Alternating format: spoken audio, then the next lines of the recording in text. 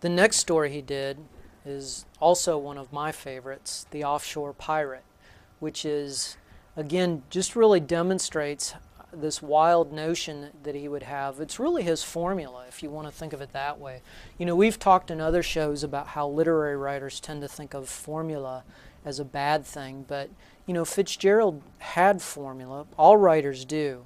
His just happened to be, in the case of these early stories, he was big into writing about masquerades, about ruses, romantic ruses.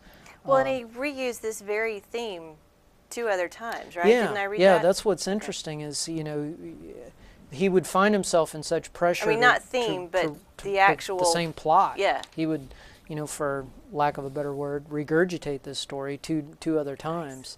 But that was a few years down the road, and he was sort of aware and frustrated with himself that he couldn't come up with more of these sort of gimmicky types of stories. Well, now, why did you like this one? Because this was my least favorite. Really? Yeah. Okay. I didn't, well, I think not warm to this one. I think first of all, it's a pirate story, and there's a lot so of it's a guy story. There's a lot of affection, especially, believe it or not, in Florida. People love this story because it's set on the Gold Coast down there. Yeah. But it also, I think it is a guy's story. It's as the story is revealed. It did have a Carl Hyacin sort of feel to it. It's so preposterous and absurd. Completely absurd.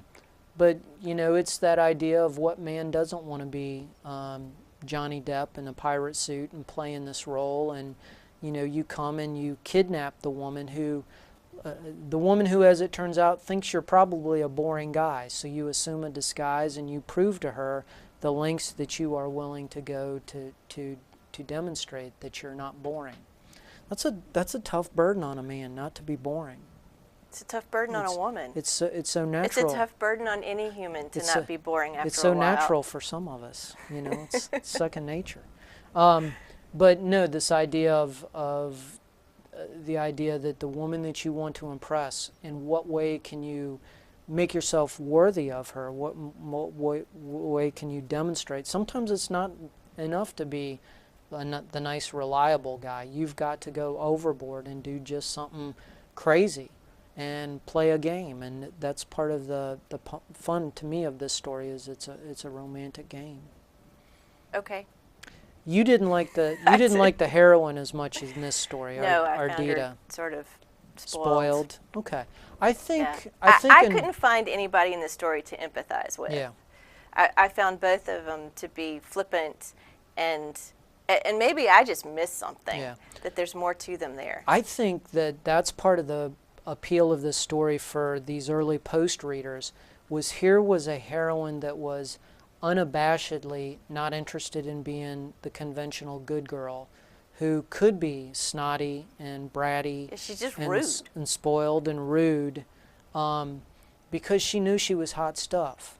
Well, she does, and she makes people say right. it. And it may be that, it may be that all these years later we've seen this character so much that, and the princessy part of it maybe irritates us a little bit. I think most women would kind of find this a sort of infantile or juvenile type of character. But I think, again, if we try to put ourselves in the minds of these early post readers, it was like, wow, you can be...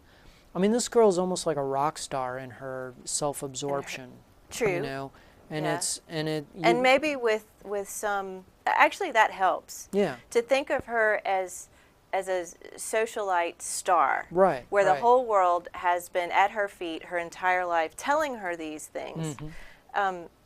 I guess part of it is that in the story she doesn't ever come to any maturation or realization. Yeah. She kind of stays that way.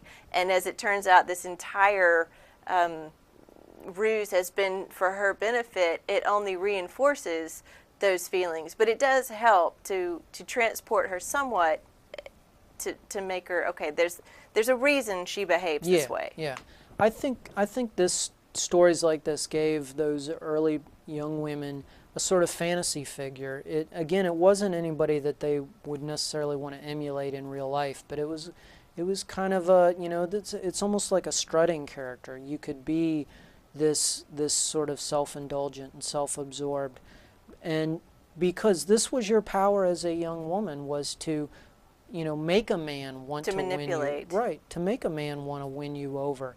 And again, we're back at the idea of how exciting are you? Can you prove to me that you will give me not the life of wealth or privilege or luxury that I need? That comes out in other stories, but it's, can you entertain me enough? And again, so we're back at that notion of love should be always exciting and entertaining. And well, she talks often of wanting a man who lives his convictions. Right. But the only convictions I could discern would be the conviction to, as you say, keep her entertained. Right, right.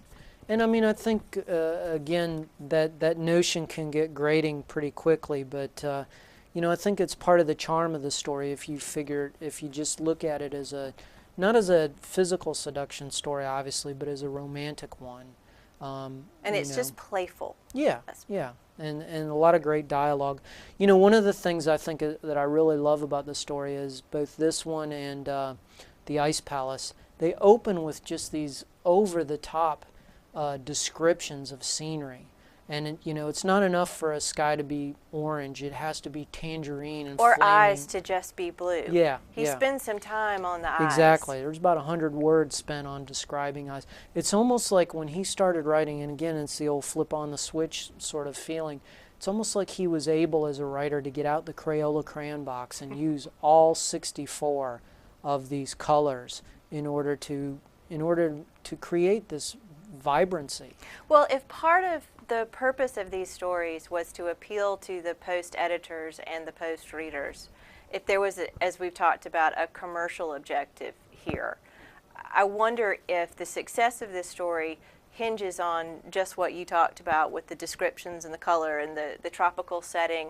It really does transport you to some other physical place, this deserted island and this beautiful yacht, and they really are in an otherworldly place, whereas the others have been parties that were decorated to represent some other world, or the Ice Palace, but this is quite, they are physically in a different place. And so I wonder if the appeal for the story at the time and the objective of the story would be really to take you outside of your humdrum world. This is this super rich, super beautiful, really obnoxious young woman, and how she lives and being pursued by this rakish character.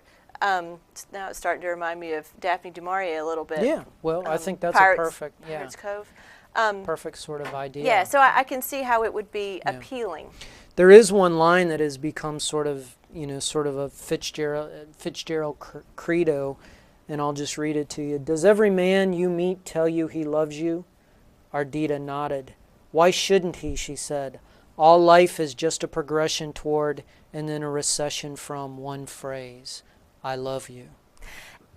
That phrase jumped out at me as well, partly because it seemed to encompass all of Fitzgerald's writing, all of these stories, and I was so surprised to find something really quite profound in what was otherwise a very flippant story. Yeah.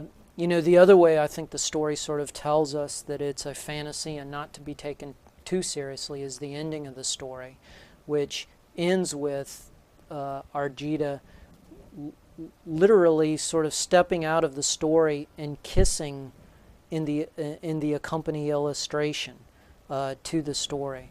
He struggled with an ending for this story, and the Post originally sent it back and said, we don't like the ending, and he sort of came up with this silly, what we would sort of consider a postmodern ending. But I think it's a way of telling the reader, haha, this is all just a big joke anyway. I think I took it too seriously. Well, I think if I would lighten up a little bit, I would like the story better. You read Gatsby better. once too often. One time too many.